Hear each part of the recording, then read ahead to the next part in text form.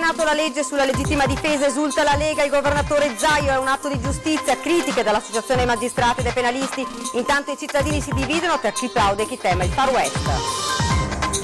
Padova si ferma per non morire, il corteo dei lavoratori metalmeccanici della FIOM in sciopero operatore contro l'impressionante sequenza di infortuni sul lavoro. 700.000 euro, pesantissimo il bilancio del clamoroso furto di strumentazioni mediche alla Banca degli Occhi di Mestre. Con tutta probabilità si è trattato di un furto su commissione. Picchiate segregate in casa, violenze fisiche e psicologiche anche davanti al figlioletto di 2 anni, 39enne di origine marocchina arrestato dai carabinieri di Venezia. Tragedia all'ospedale di Padova, un 13enne vicentino è morto poco dopo un intervento di estrazione di un dente, segnalazione alla procura. Sì della provincia di Trento, l'autostrada cambia il tracciato, accordo Zaia-Fugatti per lo sbocco a Rovereto Sud. Olimpiadi invernali 2026, gli albergatori non danno disponibilità per i posti letto a solo 4 giorni dalla scadenza dei termini, l'allarme di Federalberghi.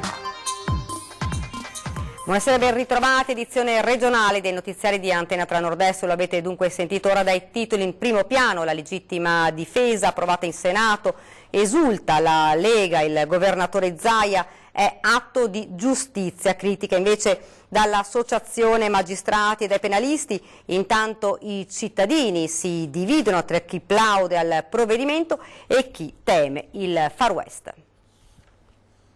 Perché finalmente dopo anni di chiacchiere, di polemiche, è sancito definitivamente al Parlamento italiano il sacrosanto diritto alla legittima difesa per chi viene aggredito in casa sua, nel suo negozio, nella sua cantina, nella sua azienda agricola, nel suo bar.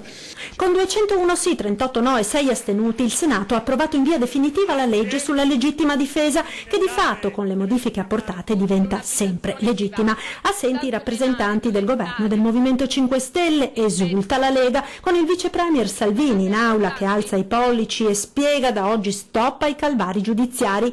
Il testo è identico a quello approvato alla Camera, 9 articoli che modificano la norma in materia di legittima difesa domiciliare e di eccesso colposo, ma intervengono anche su alcuni reati contro il patrimonio e sulla violazione di domicilio. Poi io mi occupo della sicurezza fuori dalle case, fuori dai negozi, su quello assumiamo poliziotti, carabinieri, accendiamo telecamere, però visto che non possiamo essere ovunque, da oggi se uno entra in casa di qualcun altro sa che in caso di pericolo c'è una reazione legittima, tutelata e compresa dallo Stato. Sull'approvazione della legge è intervenuto anche il presidente della Regione Veneto Luca Zaia. È inaccettabile che chi difende se stesso e la propria famiglia nella propria casa dall'aggressione dei malviventi, rispetto a questi ultimi, sia meno tutelato dalle norme e addirittura corra più rischi di essere punito. L'approvazione di questa legge, continua il governatore del Veneto, rappresenta essenzialmente un atto di giustizia.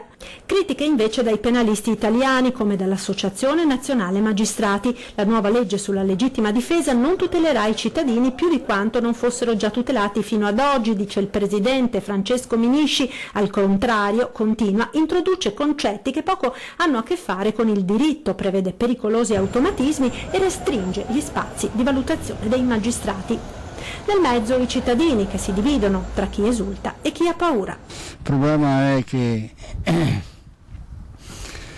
non siamo abituati a queste cose, per conto mio, perché ci sono certe persone che ormai sono fuori anche un po' di testa e premono sul grilletto molto facilmente. È una legge che sinceramente non conosco nel dettaglio, quindi faccio fatica a commentare. Penso sia giusto comunque che la gente abbia la possibilità di difendersi in casa propria. Giusto difendersi in casa propria? Assolutamente sì. Io non faccio male a nessuno, onde per cui chi viene in casa mia, cioè, o suona il campanello o per me c'è il diritto di difendersi. Comunque era una legge che si aspettava da tempo. Certo. È tardi però. È tardi. A casa sua sono già venuti? 3 volte. Io sono d'accordo se entrano in casa di salvaguardare la mia famiglia e la mia proprietà. È chiaro che non si pensa mai di uccidere nessuno e quella è la prima cosa, però a mali estremi rimedi, cioè se mi devo difendere. Sono d'accordo, perché purtroppo non siamo tutelati per quanto riguarda la legge. Spero che ognuno comunque ne faccia buon uso, dipende sempre da la situazione della coscienza, purtroppo però ci sentiamo poco protetti e questa è la conseguenza. E sulla legittima difesa abbiamo sentito Franco Birolio, il tabaccaio di Civè di Correzzola, che nell'aprile del 2012 sparò ad un ladro entrato di notte nel suo negozio. Ecco come commenta l'approvazione della nuova legge. Sì, soddisfatto, anzi soddisfatti, perché ricordo che come me sono stati coinvolti da questa legge, diciamo, tutte le vittime che hanno desiderato da anni questa legge, che va soprattutto a tutelare maggiormente le persone vittime di reato. Ricordiamolo bene, non è una legge che va ad aumentare l'uso delle armi o chissà che cosa. Suo malgrado, perché l'abbiamo visto, è stato protagonista di un calvario che sta ancora durando, si sente un po' responsabile di questa legge? Sì, io ho fatto la mia piccola parte e so cosa ho fatto, le serate che ho speso, ma ognuno di noi ha dato il suo contributo, chi più, chi meno, ma insomma sì, mi sento un po' partecipe a questo risultato. Ed ora invece parliamo della manifestazione a Padova. 5.000 tute blu hanno invaso pacificamente la città per un giorno, capitale della richiesta di sicurezza sui luoghi di lavoro. Dal palco le toccanti testimonianze dei familiari degli ultimi tragici incidenti in città. Siamo tanti! 5.000 persone, uomini e donne, intesti lavoratori delle acciaierie venete teatro nel maggio scorso del terribile incidente costato la vita a 2 persone. Dal Tribunale fino a Piazza Garibaldi la città di Padova si è trasformata per un giorno nella capitale della richiesta di sicurezza sul lavoro. 8 ore di sciopero nelle aziende metalmeccaniche nel giorno del corteo indetto dai sindacati uniti e 2 testimonianze che hanno fatto commuovere la piazza. La prima di Xanina, 20 anni, figlia di Gezim H. Papà ci manca in ogni momento, è assurdo anche solo pensare che non lo rivedremo mai più.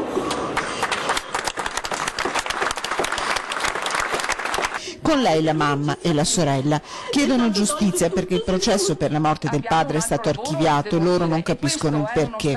Tocca poi a Valerica, moglie di Marian Bratu, morto il 26 dicembre, seconda vittima con Sergio Uttodita dell'incidente alle acciaierie venete. Io non sono qui per incolpare qualcuno, di questo se ne occuperà la giustizia italiana ed io insieme ai miei figli crediamo nella giustizia italiana. Io sono qui per sostenere i colleghi di mio marito. Nessuno muoia più di lavoro, la richiesta che arriva da tutti. In un paese civile non si può morire andando a lavorare. I morti sul lavoro, ma le dico, a livello mondiale sono 2.700.000, neanche se mettiamo assieme i morti di tutte le guerre e tutti gli atti terroristi sta cosa riesce a farla. Richiesta di sicurezza sul lavoro appoggiata anche dal sindaco di Padova, Sergio Giordani, che dal palco porta la solidarietà dell'amministrazione. 141 le morti bianche dall'inizio dell'anno in Italia, 11 in Veneto. Padova piange, Georgiev Peiko, 57 anni, morto investito da un tiro in manovra a inizio anno, ma le iniziative non si fermano qui e il 5 aprile in città sono attesi rappresentanti per la sicurezza nei luoghi di lavoro. Continuiamo con la cronaca. Pesantissimo il bilancio dei danni del clamoroso furto di strumentazioni mediche alla Banca degli Occhi di Mestre. Con tutta probabilità si è trattato di un furto su commissione.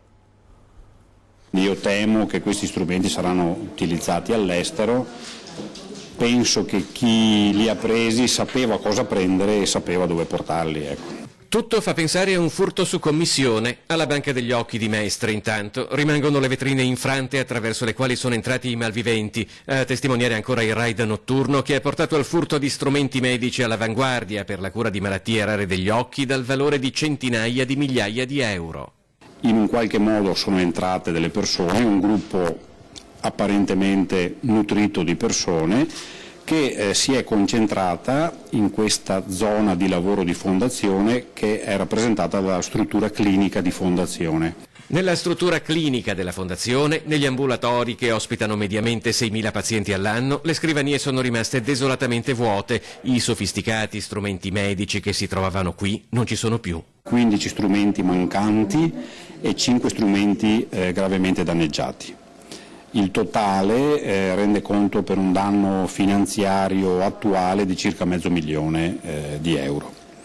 A questo andrà sommato il danno, consentitemi, ambientale, insomma arredi, uffici eccetera che non abbiamo ancora stimato, e il fermo attività, che è lo stesso un elemento molto rilevante e che porterà un danno probabile vicino ai €200.000. Dalla prossima settimana dovrebbero ricominciare le visite con una strumentazione di minima messa a disposizione dalle aziende. Il ritorno alla normalità potrà forse raggiungersi tra 3 mesi. Pazienti gravi e urgenti sono dirottati al San Giovanni e Paolo, quelli in percorso diagnostico e terapeutico all'Angelo. Tante le attestazioni di solidarietà arrivate in queste ore dalle istituzioni ai semplici cittadini. Visitando il sito della Fondazione Banca degli Occhi Veneto si può sostenere il ripristino della clinica.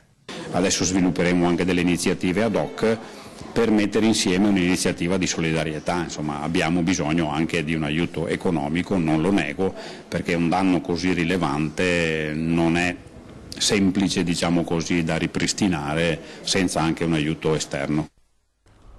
Tragedia all'ospedale di Padova, un 13enne vicentino è morto durante un intervento di estrazione di un dente. Doveva essere sottoposto ad una semplice estrazione di un dente, ma è stata fatale per un giovanissimo paziente di appena 13 anni. Il ragazzino era già aggravato da un quadro clinico complicato pregresso ed era arrivato al reparto di odontoiatria dell'ospedale di Padova. L'intervento, di per sé banale, si è complicato all'improvviso. Nonostante un'equipe fosse pronta ad operarlo d'urgenza, non vi è stato il tempo. Vani tutti i tentativi di rianimarlo. Il ragazzino, figlio di un militare statunitense e di una donna vicentina, viveva a Costa Bissara. A stroncarlo è stato un arresto cardiorespiratorio. Sgomento il direttore generale Luciano Flor, che assicura che i medici hanno garantito tutta l'assistenza possibile. Ora si attendono gli sviluppi. L'azienda ospedaliera di Padova ha segnalato il caso in procura e probabilmente avvierà un'indagine interna. Un ciclista è stato investito attorno alle 16 di oggi da un'auto a Feriole, una frazione di Selvazzano verso i Colli Eugani. Il 28enne vittima dell'incidente è apparso subito in condizioni molto gravi. I tentativi di rianimarlo da parte degli operatori del SUEM non sono purtroppo serviti. Si tratta di un giovane di origini africane, residente a Teolo, comune a poca distanza dal luogo dello scontro. Sulla dinamica indaga la polizia locale. Ed ancora un agricoltore di 90 anni è morto ad Albettone, paese del Basso Vicentino, travolto e ucciso dalle ruote di un grosso trattore pesanti circa 130 kg ciascuna, che non gli hanno dato scampo. Secondo una prima ricostruzione, l'anziano, che nonostante l'età continuava a svolgere lavori all'interno della sua proprietà, stava sistemando alcune cataste di legna in un garage adibito a ricovero di attrezzi agricoli, quando è avvenuta la tragedia. A dare l'allarme il figlio, che cercandolo nel garage lo ha trovato sotto le gomme. Ed operazione dell'Arma di contrasto alla violenza domestica. Durante l'ennesimo atto di violenza da parte dell'ex compagno, la vittima è riuscita a lanciare l'allarme al 112. Così i carabinieri della compagnia di Mestre e della stazione di Milano hanno arrestato ieri pomeriggio un marocchino di 39 anni. L'uomo da tempo segregava in casa la donna, originaria di Milano, con la quale aveva avuto anche un figlio di 2 anni. La donna veniva infatti umiliata e minacciata pesantemente, percossa a più riprese ed indotta a non denunciare queste violenze né a ricorrere alle cure mediche del caso, a un punto tale che non poteva vedere né sentire i parenti, gli amici ed i conoscenti. L'uomo, nonostante un primo immediato provvedimento di divieto di avvicinamento alla donna, aveva proseguito con la propria condotta scellerata.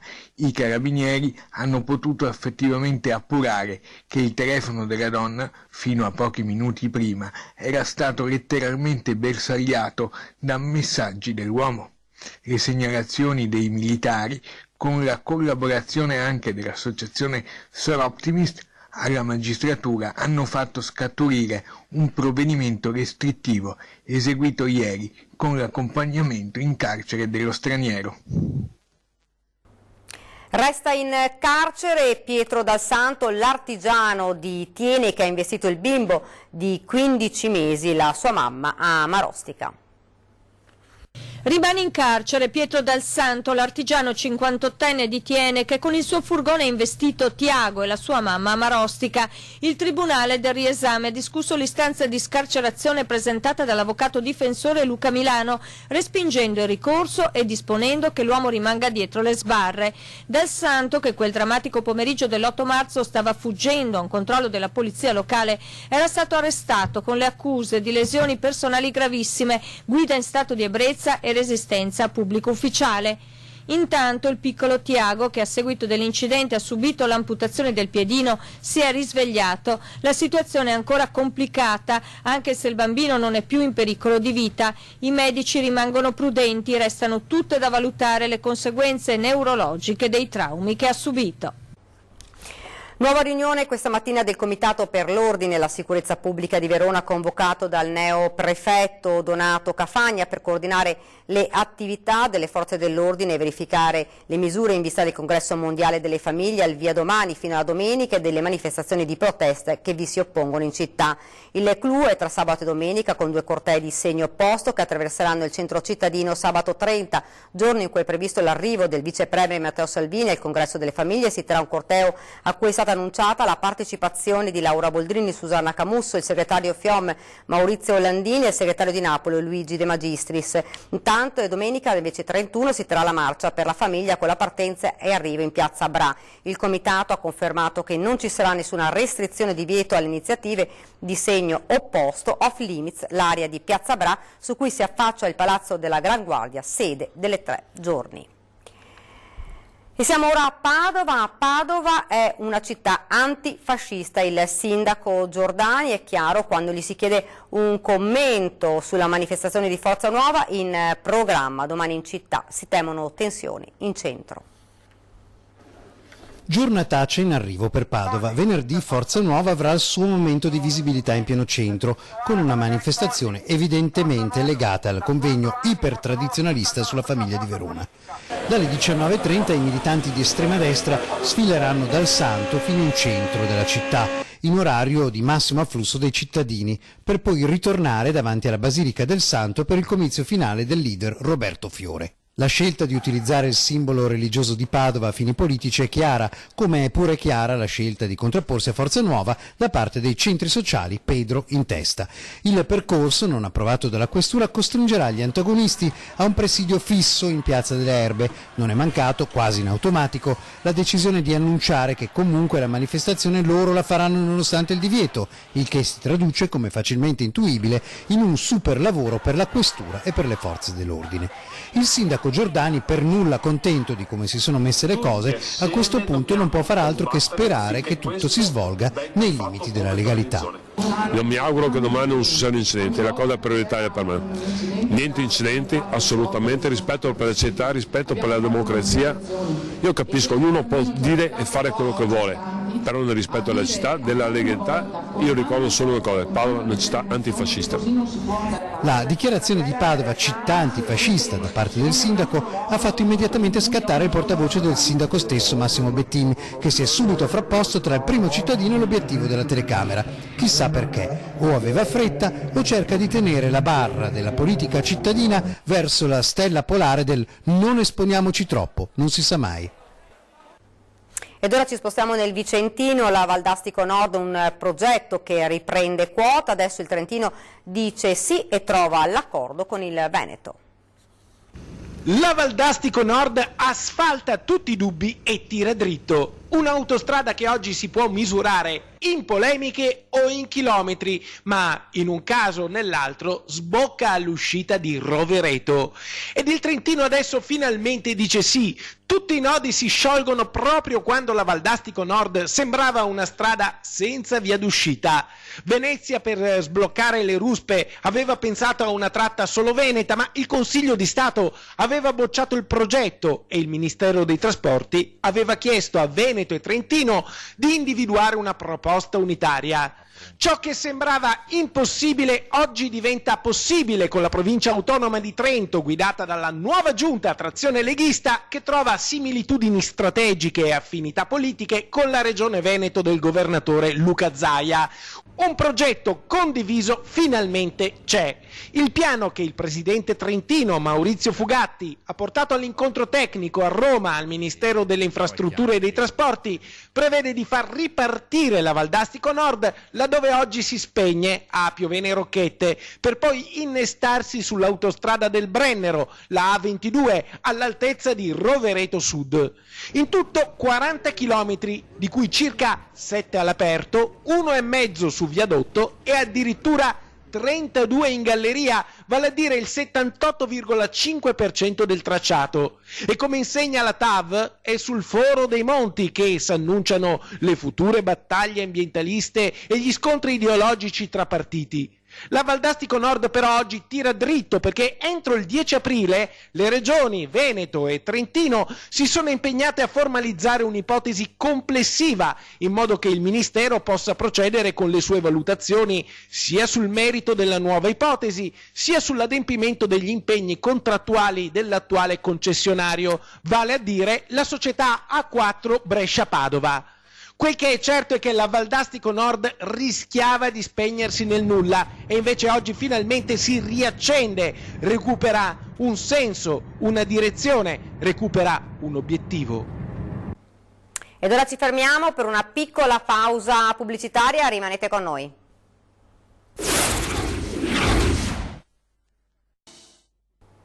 Siamo tornati nuovamente in studio, mancano solo 4 giorni alla scadenza del termine per la presentazione delle disponibilità alberghiere per le Olimpiadi del 2026 da presentare al Comitato Internazionale Olimpico, ma pochissimi gestori di strutture ricettive nelle località dolomitiche e venete, sedi dei giochi, hanno trasmesso i dati sulle rispettive offerte dei posti letti. La circostanza ha determinato una forte preoccupazione da parte del presidente di Federalberghi Veneto, Marco Michelli, che ha inviato oggi ai titolari di strutture ricettive bellunesi una lettera di sollecito. Questa chance non può andare perduta, scrive Michelli, per la miopia di credere che ci possano essere prorogo e si possono chiudere prenotazioni sotto data. Il CIO non concederà proroghe oltre il 31 marzo. Dio non voglia, prosegue il dirigente di Federalberghi, che non riusciamo a raggiungere il numero di camere richieste dall'organizzazione. E non si ferma la gara di solidarietà per il nostro piccolo Joe.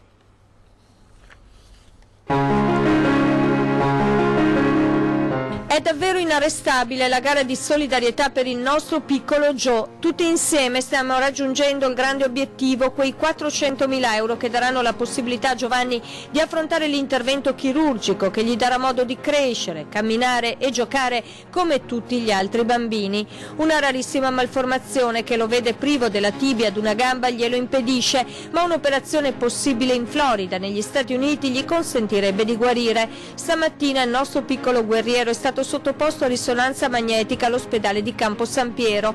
L'esito si avrà tra qualche giorno e poi sarà inviato allo specialista oltreoceano. Tutte le carte che vanno al professor Paley. Esatto, tutto quanto verrà mandato via telematica, via mail, perché la faremo passare direttamente dall'Italia all'America. Joe e la sua famiglia potrebbero partire per gli Stati Uniti già a giugno, almeno così sperano, anche perché è consigliabile che l'intervento venga eseguito il prima possibile. Bisogna assolutamente evitare l'amputazione della gambina di Giovanni. Oggi la raccolta fondi ha toccato quota 318.000 euro e questo grazie a voi telespettatori e a tutte le persone che assieme al gruppo Media Nord-Est stanno sostenendo questa famiglia di Piazzola sul Brenta.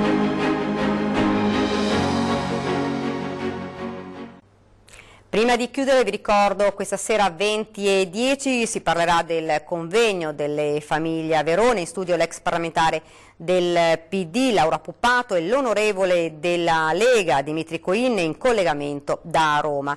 Subito dopo 21:15 torna la Zanzega, assieme al nostro Lele Marcassa si compirà un viaggio tra le storie dei seggiolai di Gosaldo, la riscoperta del villaggio fantasma di California. In studio i riti dello sciamano della valle, misteri, magie e luoghi unici al mondo.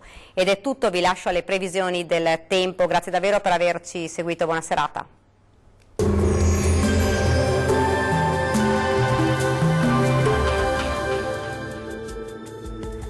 Ben ritrovati al meteo. Ci attende un'ennesima giornata di bel tempo. All'orizzonte non si scorge ancora una perturbazione che possa portare un po' di pioggia. Nel dettaglio, sul Veneto la giornata di venerdì 29 marzo sarà sempre all'insegna del sole, il cielo si presenterà sereno un po' ovunque o al massimo con qualche velatura sparsa. Temperature minime tra lo 0 e i 6 gradi, massime in lieve aumento comprese tra 15 e 18 gradi. Bel tempo anche sul Friuli Venezia Giulia, il sole sarà prevalente con cielo al massimo poco nuvoloso ma senza ulteriori conseguenze. Temperature minime tra 5 e 8 gradi, massime piuttosto gradevoli, oscillanti tra i 16 e i 18 gradi. Diamo ora uno sguardo al Trentino Alto Adige. Poche novità, situazione invariata rispetto ai giorni scorsi, con ampio soleggiamento e con cielo sgombro da nubi ovunque, come ci mostra la nostra grafica. Temperature minime intorno ai 2 gradi, massime sui 18 gradi. Bene, dal meteo per ora è tutto, vi do appuntamento al prossimo aggiornamento. Arrivederci.